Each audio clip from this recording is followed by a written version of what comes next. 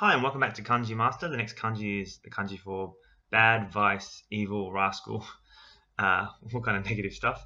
The Onyo reading is aku or like aku meaning evil, like akuma, devil. And the kunyo reading is waru from waru meaning bad, ashi nikui meaning like difficult or hard to do. To draw it,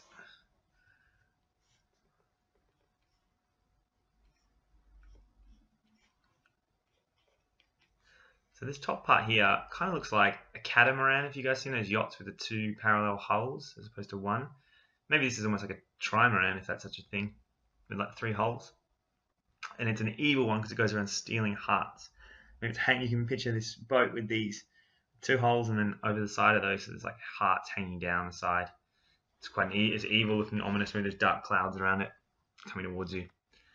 That's it. On to the next one. The next kanji is a kanji for rush, sudden, hurry, or steep.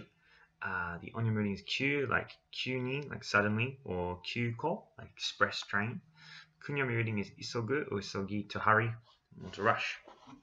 To draw it, apologies as well, I should say, I'm drawing this. My housemate is building some guitars or something in the backyard, so you may hear some intermittent noise. That doesn't slow us down in our studies. We can work through it. No excuses, right? 1 year, 2,138 kanji. So as you can see, I've just drawn it there. We've got 3 shapes that we know pretty well. So this is hook. We've got our E. You don't need to go through the back of it there. It's just a design choice at the top here. And then heart. It's like the last one we did, another heart-based one. So if you can imagine the story of Peter Pan, you've got Captain Hook. He's got his hook hand. He had his, remember there's that crocodile that ate his hand and he had the clock ticking inside of him, whatever, but you can imagine the clock shape is a heart shape. So it's the story of Captain Hook rushing. You see him rush by you, and you see Captain Hook, why is he rushing by us? And you hear this crocodile comes out of the water and he says, yo, yo, yo, yo, yo. And then you hear the clock ticking, the heart-shaped clock ticking inside the crocodile. And that's why Captain Hook is rushing away. Q caught. That story was kind of bizarre. Hope you could follow it. And that's express train or to rush somewhere. On to the next one. The next kanji is a kanji for idea, thought, or care, or mind, or desire. The onyo reading is E, like imi, meaning. To draw it, we've got someone standing on the sun, just like sound, and then a heart.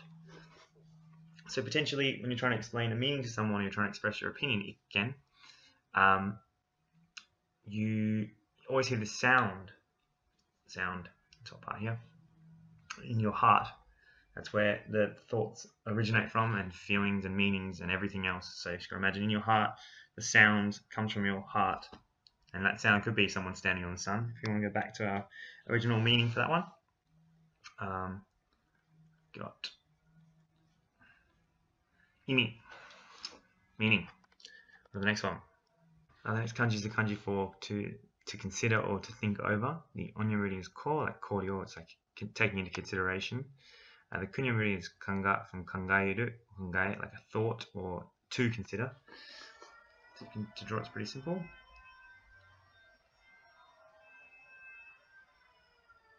So, I mean, that can be a little bit higher there too. Anyway, top part's coffin, and the bottom part looks kind of like that beggar shape we saw before in Copy, if you guys remember. And he had his feet in the ground, and instead of helping him, we just took a picture or copied him. This one's a little bit different because there's no feet in the sand. So maybe if someone is, like this poor beggar guy is in his coffin, he has plenty of time to consider how he ended up there. And you guys have seen that movie with Ryan Reynolds where he's buried in the coffin. The whole movie takes place inside there, which is crazy and pretty intense. And just trying to remember that movie when thinking about, time to consider or time to think in a coffin under the ground. All the time in the world to consider until you eventually pass. It's horribly morbid, but I think it's definitely memorable. So on to the next one. Next kanji is a kanji for black. It's been a while since we've done some colors. The onyo reading is koku, like kokujin, meaning black person. And the kunyo reading is kuro, meaning black, kurozumu, to blacken or to darken, and kuroi, like something that is dark or black. To draw it's pretty simple, same as we've drawn our home village. It's just our animal legs. So maybe you can imagine, our home village. It's a bit like a sunflower as well, I guess. Suddenly sprouting legs, like in Howl's Moving Castle, maybe, if you guys have seen that Djibouti film. And then walking into darkness or into a cave or into the shadows, and where everything's pitch black. So the town, your home village, on legs, springs legs, and walks under the shade of the mountain or into this giant cave underneath the giant mountain. Black. You can use shiro kuro is black and white. It's black and white subject. Go to the next one. And the last kanji we're going to look at today is another color kanji, the kanji for red. The onyomi reading is seki, like seki juji, meaning red cross, which I'll show you how to draw in a minute. Shaku, which I'm not quite sure about the meaning. The kunyomi reading is aka, like red, akai, meaning something that's red. Akarame, to redden. And akarameru would be something like to blush or to become red and you don't want to. To draw it is 1, 2, 3, 4, 5, 6, 7. Story to help you remember, we have soil at the top here, and then 2 legs, and then 2 fins. If you can remember our moo cow, the politician, likes to speak in public. Those gloves gave him the ability to speak. Imagine they're red gloves. He maybe throws them away after he's finished speaking, and they land on the soil, and the soil sprouts legs and comes to life, starts wandering around, potentially even chasing our previous kanji, which was Sato, our home village, with its legs running into the darkness. Maybe that's where it's hiding from this guy, the red glove wearing lively sand, or soil, as it might be, as the case would be. Sand's a different kanji. So seki, ju, ji, red cross. And that's it for today, guys. Thanks for joining us. See you guys again tomorrow. Bye.